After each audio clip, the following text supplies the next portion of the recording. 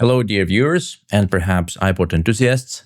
In this video, I'm going to talk to you about this lovely stereo from Logitech MM50, which although being 20 years old, I think it's still a great audio product. And especially it is a convenient one if you have your own iPod, because it's an iPod stereo.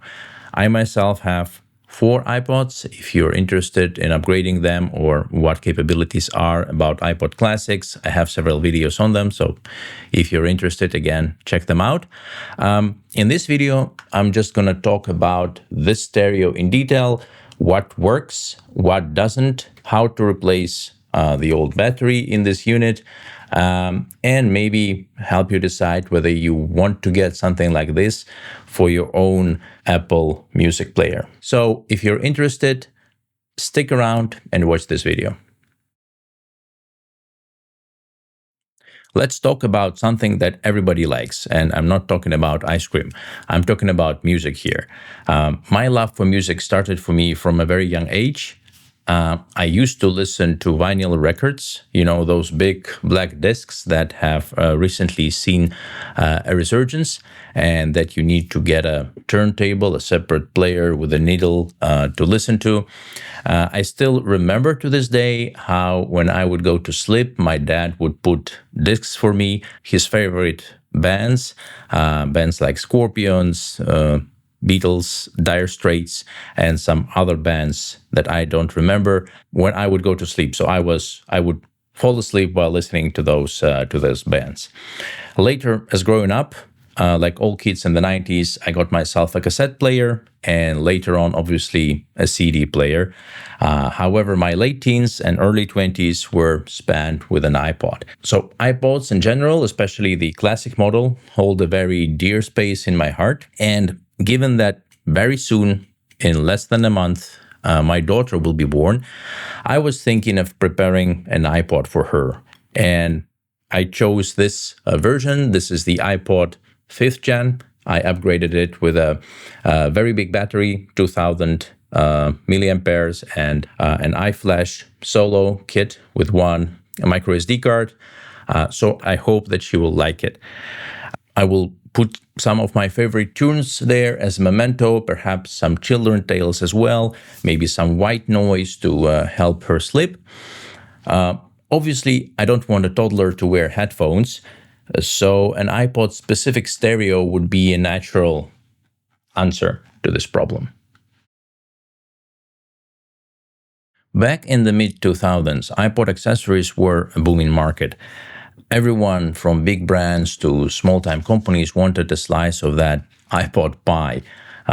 So we got docks, FM transmitters, cassette adapters, and obviously the iPod-specific speaker systems. You could buy a stereo and then slide an iPod there, and then here it goes. You could have played all your favorite music to everybody around you. One of the most iconic products in this category was the Apple iPod Hi-Fi. That was really a bold attempt by Apple to sort of redefine home audio, and I think it was the first of their home speakers, which I must say almost worked. If you even look at it right now, it's slick, minimalist, it sounds great. It also came with a pretty hefty price tag. And then there were offerings from Bose. Bose had like the Sound Dog series, and Bose has a very good reputation for very rich sound, and those speakers sounded amazing and also had quite a price tag as well.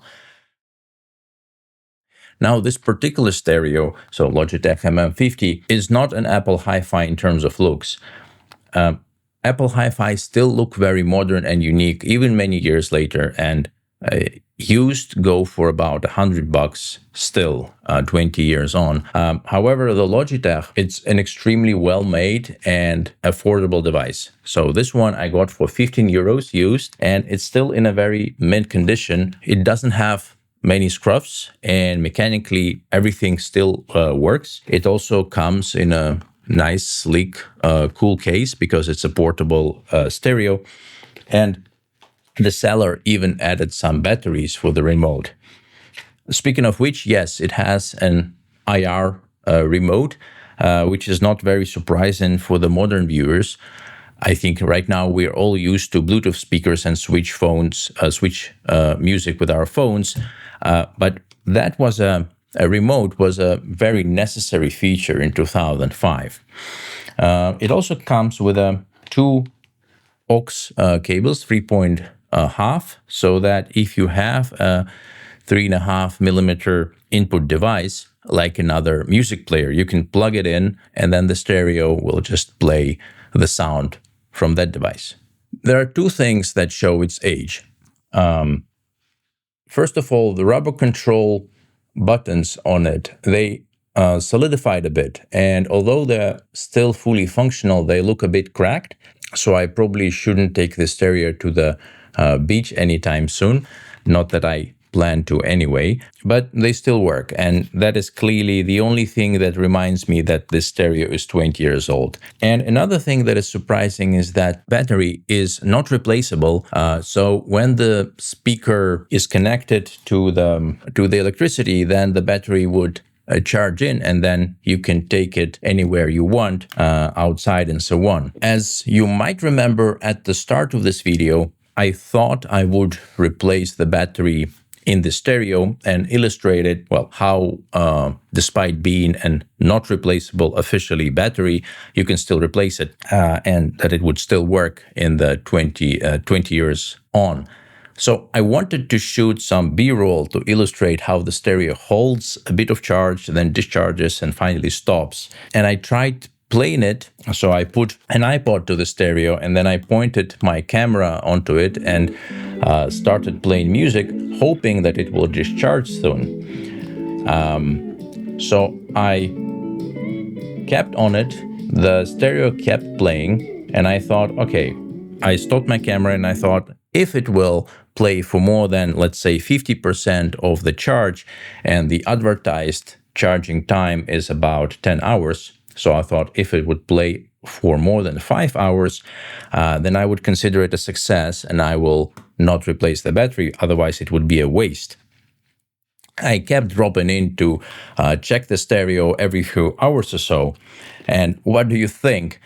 This stereo worked for 8.5 hours straight and then switched off. Funny enough, my iPod with 2000 milliampere battery, if you're interested on how to install such a battery, you can check a video about it on my channel. So the iPod was still going with about 50% of its charge left. So there you go, folks. I actually don't need to replace battery in the stereo because despite being advertised as 10-hour playback on the battery, it still kept on up until 8.5. If you who are watching this video need information on what type of battery this unit takes, you can Google NTA2335, which is the battery's default name that this unit has. You'll find a ton of compatible replacements. Let me check what I have bought. So I myself bought this battery, just VHBW battery compatible with Logitech Purify. This is another name for this speaker. On Amazon. I'll put a picture on the screen right now. There are some screws in the back, then you pop out the cover, and then you can quickly replace the battery when you need it. So for more information on how to do that, how to do actual replacement and disassembly, I will put this video in the description below. This is from Efficient Electronics, and in that video, the gentleman goes through the whole process. Now, let's go to the actual important information when talking about the music stereo units. How does this 20-year-old speaker actually sound? And honestly, I was very impressed by the capabilities.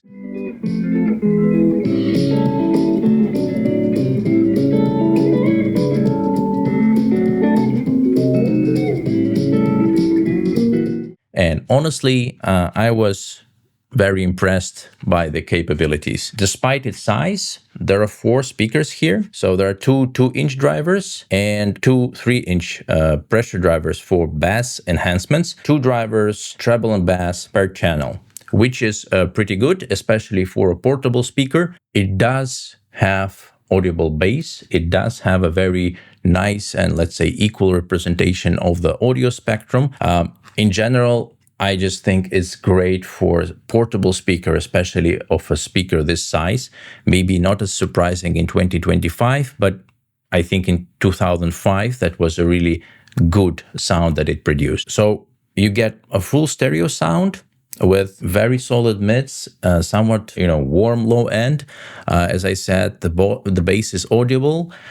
So for this price, well, for the 15 euro price, this is an unbeatable bargain, I must say.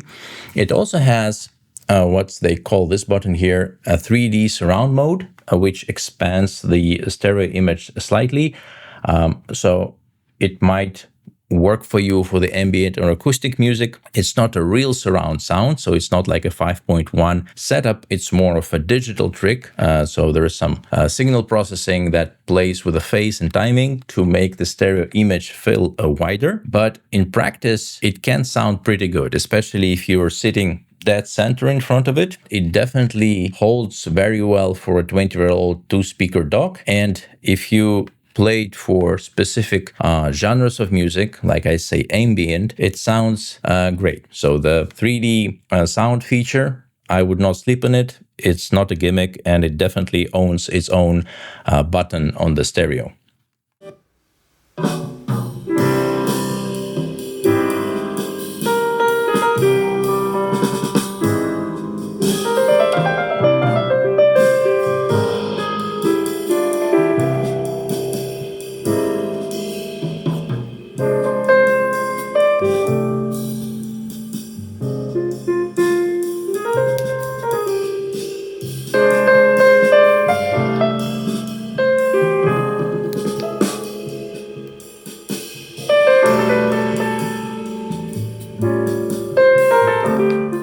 Now, as for the features, you've got, as I mentioned, the 3.5 aux cables, two of them, one short, one long ones. As I mentioned, there are volume buttons, power buttons, the 3D sound button, and it also has a very good remote control. The remote lets you skip tracks, adjust volume, also activate the surround sound, turn it on and off. And yeah, it's just a very handy if you're across the room or it's a sort of a party setting that you want to quickly change the sound on the speaker. It's not a hi-fi system, so I just want to reiterate that. It is a small stereo that plays very well and has quite a good sound for its size, but still it's an iPod speaker. You get what you paid for in terms of the origin of the signal that you're playing the sound from, so keep that in mind as well. In terms of practicality, the Logitech MM50 is portable, durable, carrying case, makes it easy to store and or take with you on trips. It works well with most dock-connected iPods. I have iPod Classics mainly, so it fits right in. The size fits this model, but any dock any iPod with a 30-pin connector like this will fit the dock on the stereo. So if you have a different one, like a nano unit, it would still work. And if you want, you can still connect the modern device with the 3.5 input jack through the aux port to this port over here, and then you can play other devices' music on this stereo. What most amazing about this unit, and maybe that's only amazing for me, but how good it still looks. Granted, it's still black in color, so little scratches and things that might not be that visible. Perhaps it would be more visible on a white version, but still, it looks fantastic. It doesn't squeak. It's very solid in construction. The buttons still work, although they are aged. They're made from rubber, so they aged with time. But honestly, it's still in a very good condition. Now, looking at it realistically, it's not worth it as a standalone stereo system, of course, because it was created for an iPod. So Only if you do have an iPod like I do, that makes it the perfect stereo system for relaxing in the garden or putting it in the baby room like I will do with it. Generally, if you are just tired of using your iPod only with headphones, this is a great opportunity to keep your device usable and running in other situations as well. And maybe just don't take it to the beach, rip to those rubber buttons. But in general, it's a fantastic accessory if you still want to have and use your iPod Classics.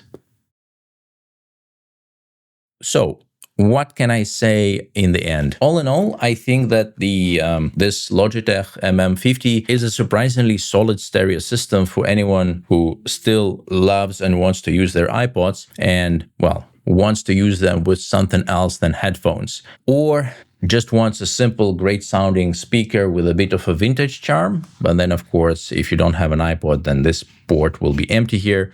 For 15 euros plus maybe the cost of the battery, which are not very expensive, you can get a portable functional stereo that brings your favorite music with you anywhere, and you can still use your favorite Apple player. And, well, in my case, I hope that it will be soon playing lullabies and fairy tales and maybe some white noise for a new generation. So if you've got an old iPod lying around or just love fun retro tech, I highly recommend checking one of these out. Or maybe you can score one of those fancy Apple Hi-Fi or Bose iPod stereo units that I mentioned. Especially Apple Hi-Fi are, in my opinion, timeless units.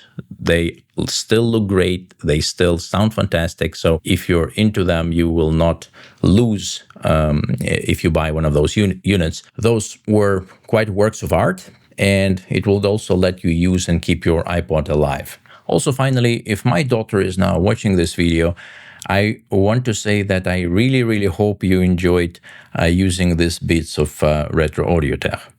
And on that note, that's it for this video, folks. I hope you enjoyed it. Keep the music going. Don't throw away your perfectly working old devices. And I will see you in the next video.